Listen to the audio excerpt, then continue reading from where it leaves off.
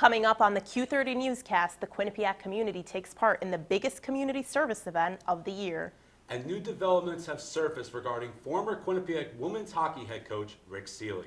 All this and more tonight on the Q30 Newscast. This is the Q30 News Nightcast.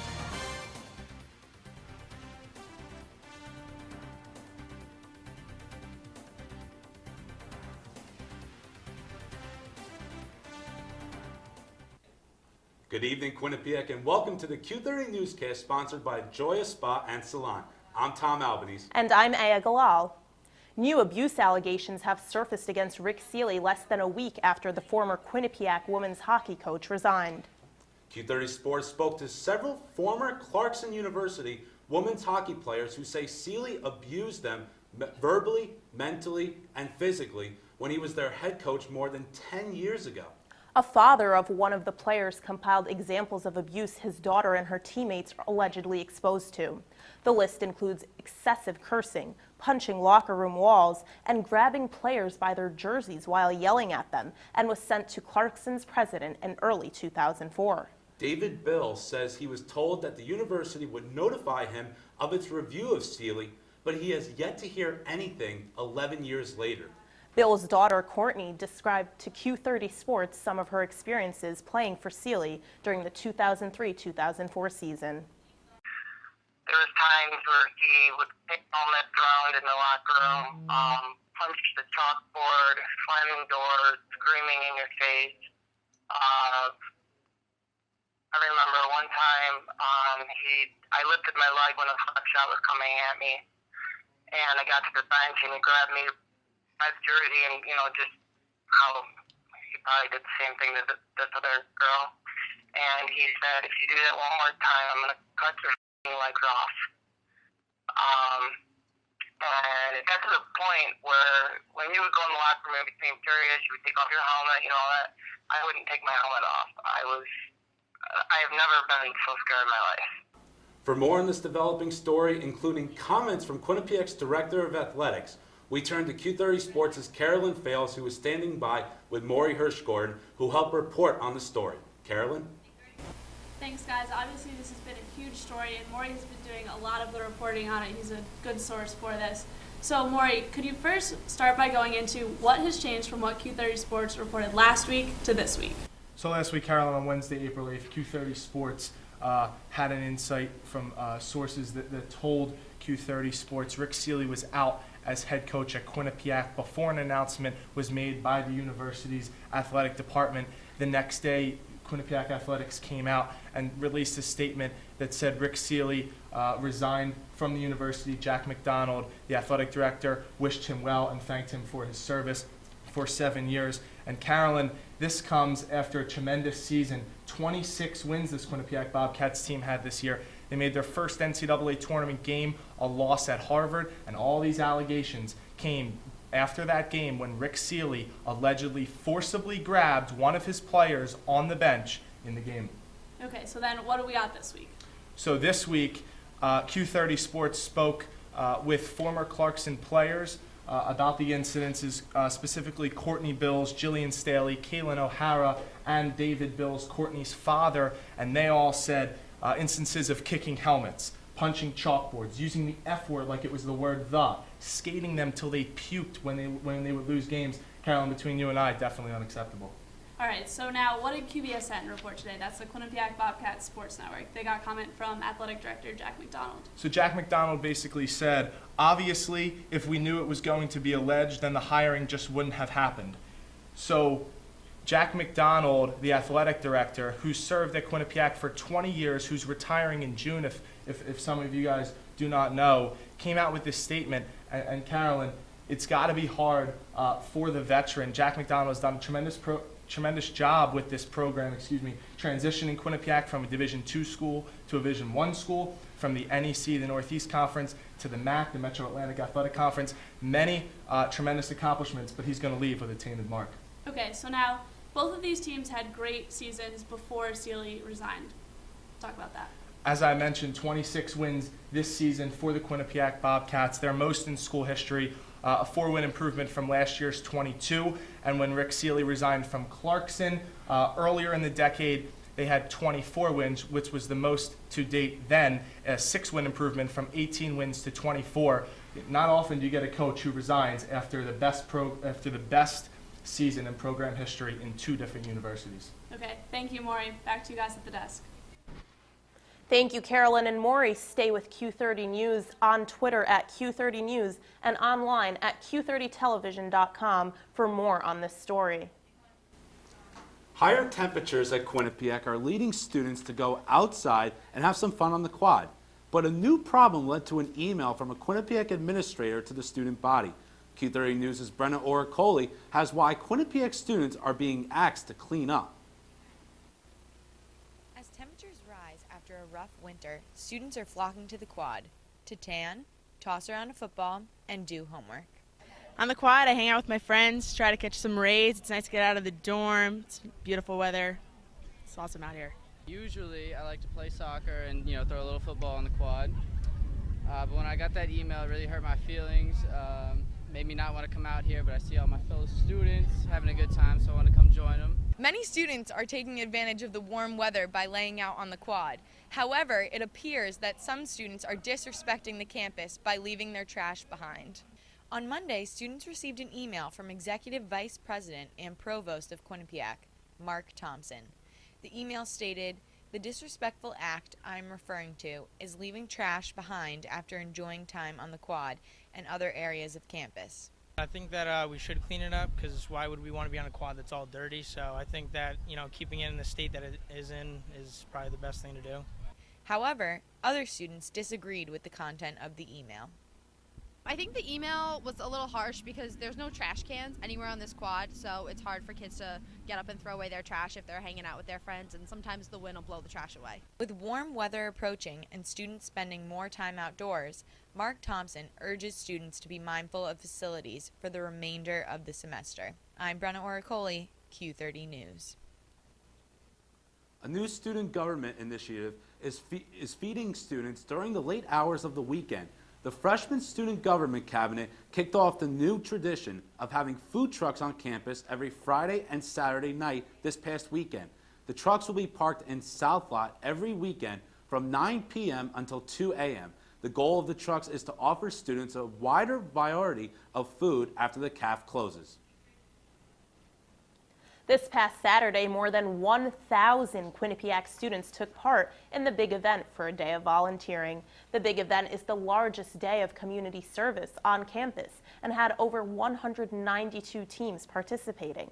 The teams worked on 30 sites across Hamden, North Haven, New Haven, Orange, and Seymour. This is the 6th year Quinnipiac has taken part in the big event. Students preparing to graduate gathered in the piazza this weekend to pick up some symbolic items. Nicole Kessler was there to see how students were feeling about the annual Commencement Fair. With graduation day fast approaching, students were lining up to pick up their alumni cards and cap and gown. The Quinnipiac Alumni Association hosted the annual Commencement Fair on Tuesday in the piazza for all graduates. For many, the fair is part of the final stretch of their college career and a reminder of what is to come. The real world, I don't know if I'm ready for it. It's coming either way, so got to do the best I can to get prepared in a short amount of time. Students attending the event could buy a class ring and pick up yearbooks and graduation pictures. Assistant Vice President of Student Affairs Carolyn Fales has been a part of the process for 16 years and says graduation is one of the best days of the year. Seeing the excitement in the families and the students' faces and getting to just be a small part of that with them is really exciting. With only a few weeks left, one student gave a piece of advice to her fellow graduates. Just try to, soak up everything you can the last few weeks of school. I mean, this will be the last time you'll be with your college friends for the last few weeks. Nicole Kessler, Q30 News. Relay for Life is holding a luminaria ceremony tonight on the pathway of the quad as a mini relay event. The event helps remember lives that were lost and those who have fought a battle against cancer. Luminaria bags are also being sold at the event, along with t-shirts being sold in the Student Center. The 2015 Relay for Life event will be on September 11th. And the Quinnipiac Greek organization held one of its biggest spring events, Greek End, for 4 straight days this past weekend. The last event was a lip sync competition that took place at the TD Bank Sports Center. Groups of students sang and performed routines for their sorority or fraternity. The final results had Kappa Delta and Fiji come in first place, followed by Pi Kappa and Pi Phi in second, and Chi Omega, in third. The Quinnipiac Ballroom Society held its biggest event of the year, Dancing with the QU Stars, last weekend. Student dancers were paired with faculty members and performed in front of a panel of judges in Burt Concourt. Tickets were sold to raise money for the Cystic Fibrosis Foundation. The fourth annual ballroom event raised $2,622. Thanks, guys. If we take a look at temperatures right now, we can see that it is 54 in Waterbury, 57 in Meriden, and 57 in Hartford. I'll have more for you coming up on this week's Q30 Newscast. Are forcing some people to change their transportation methods and potentially improve their health. Plus, tensions between Quinnipiac and the town of Hamden continue to rise as another town hall meeting takes place. The Q30 Newscast is presented by Joya Spa and Salon. For more information, visit www.joyadayspa.com. Welcome to A Sheer Sensation, North Haven's premier cosmetology service, located at 140 Washington Avenue, minutes from Hamden. We offer an array of services, from basic cuts and colors to lash extensions and formaldehyde-free keratin treatments. We also provide hair chalk and styling for men. When you spend $60, your Q card will get you 10% off. Call us at 203-239-6477 to make your next appointment at A Sheer Sensation.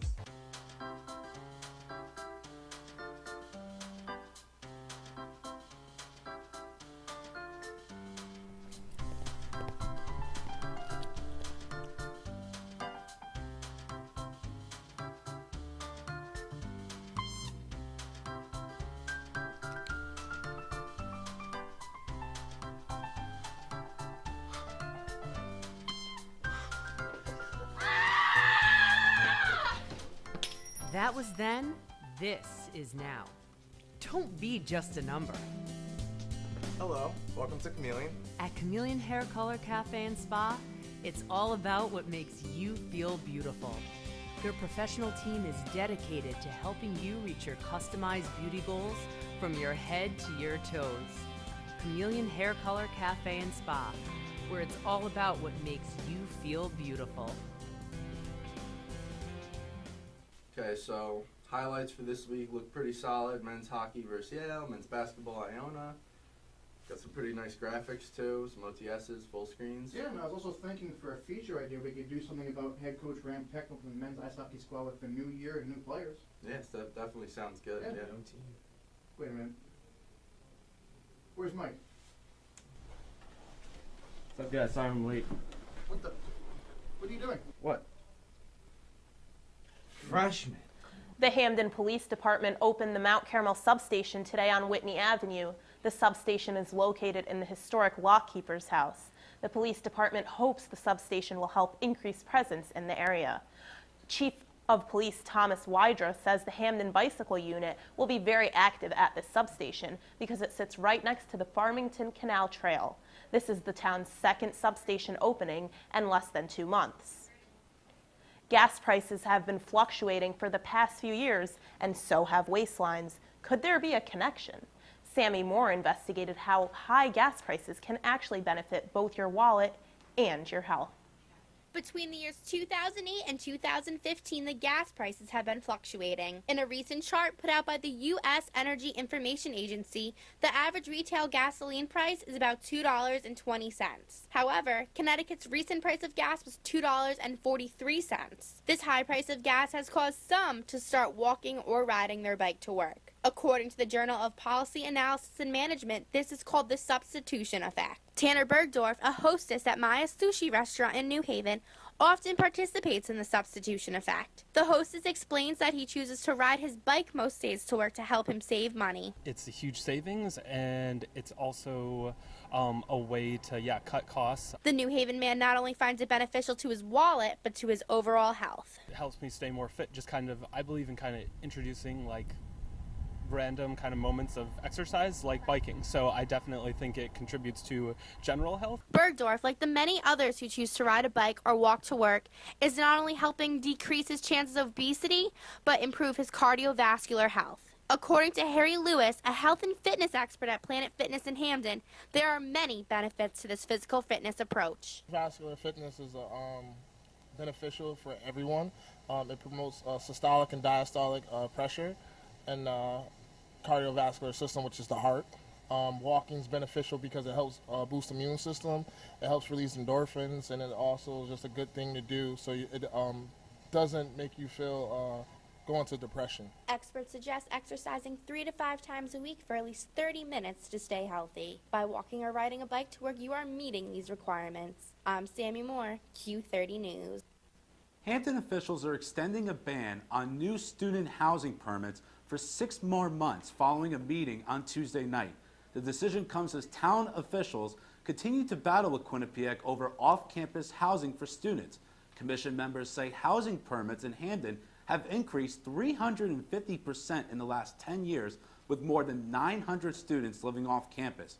The commission extended the permit ban to allow more time to update zoning regulations. Based on the final vote, Quinnipiac is also required to file its 5-year master plan for senior housing, for student housing. And now, Tom, another candidate is announcing her intention of running for president in the 2016 elections. And the current president makes a major political decision regarding Cuba. Q30 News' Anna Sackel has the latest national news. Anna? Thanks, guys. President Barack Obama has decided to take Cuba off the national terror list. His decision was announced Tuesday after his meeting with Cuban President Raul Castro. In a message to Congress, Obama says that it has been determined that Cuba has not supported international terrorism in the past 6 months and is positive they will not continue to support it in the future. The announcement is seen as a major step in restoring a relationship with Cuba and possibly reopening embassies in the country. A sentencing hearing in Atlanta on Tuesday ended in 8 teachers getting jail time for cheating. 11 teachers were accused of changing students' answers on standardized tests. The teachers were charged with racketeering along with other minor charges. The scandal is believed to have started in 2005 and was led mostly by 3 teachers who recruited the others. Those 3 teachers were given 7 years in prison and 13 years probation. 2 of the 11 teachers accepted plea deals and 1 was acquitted. And Hillary Clinton has officially announced she is running for president. She released a campaign video on Sunday saying, "Everyday Americans need a champion, and I want to be that champion." Clinton has already started her campaign trail, traveling to Iowa to gain support. Clinton is the first major Democratic candidate to officially join the race. Other major players include Republicans Ted Cruz, Rand Paul, and Marco Rubio. That's it for your national news. I'm Anna Sackel. Now back to the desk. Thank you very much, Anna. Coming up on the Q30 Newscast, Alexa Farrell has the latest on what musician is expecting a baby. Plus, the sun is finally shining on campus. Q30's Nicole Kessler is here with the latest weather forecast. Yeah, did you guys notice how many bobcats were on the quad today? Because of the beautiful weather. Yeah. Very beautiful weather outside, indeed. Yeah, they were playing football and throwing frisbees. It was pretty nice change. I'll have more for you coming up on this week's Q30 Newscast. Welcome to Joya Spa and Salon in Hamden. Whether you want a new look or the perfect wedding day hair, come to us for complete hair and nail care, cuts, styles, updos, extensions, and beautiful dimensional hair color, as well as manis and pedis, acrylics, gels, and shellac. Treat yourself to a facial, a peel, or microdermabrasion. Relax with a variety of massage techniques, including Swedish and hot stone massage. Joya Spa and Salon. Call today.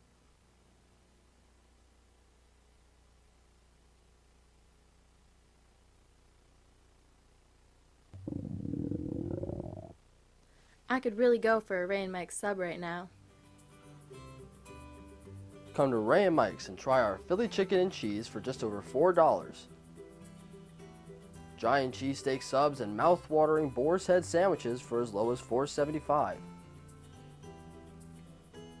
Q-Cash accepted just a mile down the road on Whitney, here at Ray and Mike's.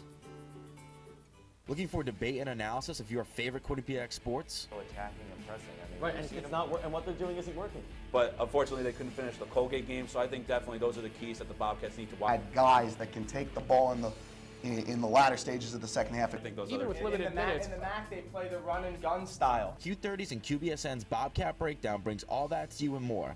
Live every Monday night at 8:30, tune in to see analysis of your Bobcats from the week before. Every sport from every season, it's all right here on Bobcat Breakdown. Welcome back, guys. If we take a look at the temperatures right now, we can see that it is 54 in Waterbury, Meriden 57, New Haven 55. This is all beautiful spring weather that we are seeing. The current temperatures nationally, 63 in Boston. That's incredible for the winter they had this year. And 68 in New York, just like Los Angeles, which is also 68 for our students who are studying with the QU and LA program. The regional radar down here, the south is experiencing this rain, which is going to travel up to the northeast, and that is why we will be seeing rain on Friday, unfortunately. The temperatures tomorrow, 62 in Waterbury, 62 in Meriden, low 60s all across the board. Beautiful spring weather. I know I'll most likely be seeing all the Bobcats on the quad in their sandals and flip-flops and shorts. And tonight's forecast is 38, so kids, when you're coming back from the library, 38 degrees, partly cloudy, wind north at 8 miles per hour. And tomorrow, 59 degrees, which is practically 60. Yet again, a beautiful spring day, mostly sunny, wind at southeast 11 miles per hour. The 7-day forecast, Thursday, sunny, 59, beautiful day. But then unfortunately, we will be seeing rain on Friday. But then don't be too sad, because Saturday, the high of all of 2015, 72 degrees. I think everybody may skip class because that is just incredible weather. And that is it for this week's Q30 Newscast. I'm Nicole Kessler. Back to Tom and Ayah. Thank you, Nicole. Now, one Hollywood star is now seeking treatment for an illness. And a well-known singer is becoming a father. Alexa Farrell has the latest entertainment news. Alexa? Thanks, guys. Rita Wilson has announced that she has breast cancer. The wife of Tom Hanks underwent a double mastectomy and is thanking her friends, family, and doctor for their support. She's expected to make a full recovery because of getting a second opinion and excellent care from her doctors. Fans have been wishing her well through Facebook and are thankful she's being so open about her disease. And Madonna is not afraid to show PDA on the Coachella stage. After she finished singing Human Nature, she went over to Drake and started making out with him. Drake did not look pleased after the sign of affection. Drake followed the performance by clarifying his reaction on Instagram, saying he would forever be grateful to make out with the Queen. This isn't the first time Madonna publicly made out with a fellow performer. She also kissed Britney and Christina. And at the age of 65, Billy Joel is becoming a dad again. Joel's girlfriend, Alexa Roderick, is expecting a child this summer. The couple is keeping details on the pregnancy quiet. Joel and Roderick have been together since 2009. Roderick is 33 years old, only a few years older than Joel's daughter, Alexa Ray, who is 29. Now back to you guys at the desk. Still ahead on the Q30 Newscast, Carolyn Fales recaps a weekend of spring sports. And America comes together to commemorate a special anniversary today. Stay with us. We'll be right back.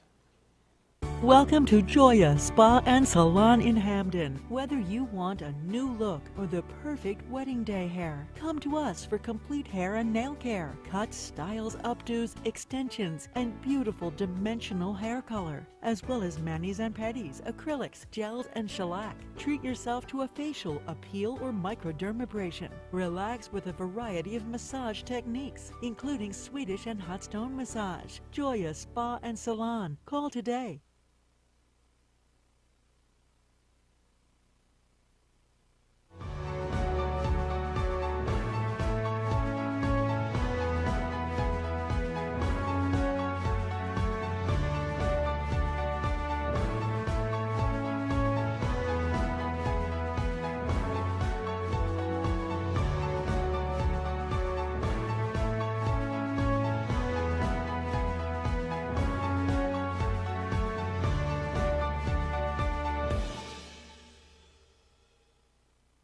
have a back to his Hollywood.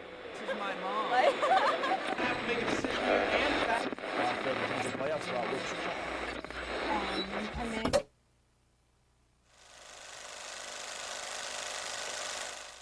Q30 Newscast is presented by Joya Spa and Salon. For more information, visit www.joyadayspa.com. Welcome back to the Q30 Newscast. Both the baseball and tennis squads continue their successful seasons. Carolyn Fales is here with the latest Quinnipiac athletic news. Thanks, guys. Spring sports are finally starting to get some home games in as the weather has turned, as Nicole was talking about. The baseball team took on Hartford on Tuesday. The Bobcats defeated the Hawks 8-5. Vin Gleddy hit his 4th home run of the season, which would also be the 200th hit of his career. The baseball team also won on Wednesday with a score of 5-1. Gleddy tacked on his 5th home run of the season during that game. They are currently 8-4 in conference and 15-17 overall. The women's lacrosse team faced off against Niagara on Saturday. The Bobcats had a close lead of 7-6 after the first half against the Purple Eagles, but Niagara would pull away in the second half as goaltender Sam Tilt struggled to stop the strong offensive play of the Purple Eagles. The MAC loss drops the Bobcats' conference record to 1-5. And both the men's and women's tennis teams remain undefeated in conference play. The women's last matchup, where they took on Stony Brook, Quinnipiac's Jacqueline Rayner tallied her 160th win of her career, moving her into the second all-time position in career wins. Rayner was also named the MAC Women's Player of the Week for the 3rd time. And after losing both games against Fairfield on Tuesday, the women's softball team took on Holy Cross for another doubleheader on Wednesday. The Bobcats came out swinging in the first game with a commanding 10-1 win. Kalani Finley led the charge with a 2-for-2 performance, including a 2-run home run. But the tables turned in the second game as Holy Cross came away with a 9-1 win. That's all I have for sports. I'm Carolyn Fales. Back to you guys.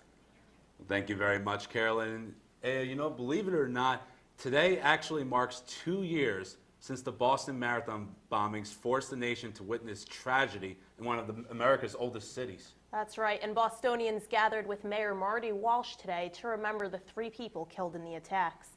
The MIT officer shot and killed later that week, and to honor the more than 200 people who were injured during the bombings.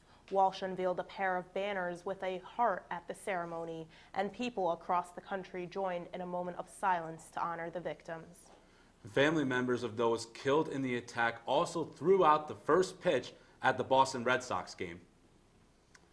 And that was just like such an amazing moment, especially for those family members to be on the field and throw out that first pitch. Such a great moment. Yeah. And that will wrap up this week's edition of the Q30 Newscast.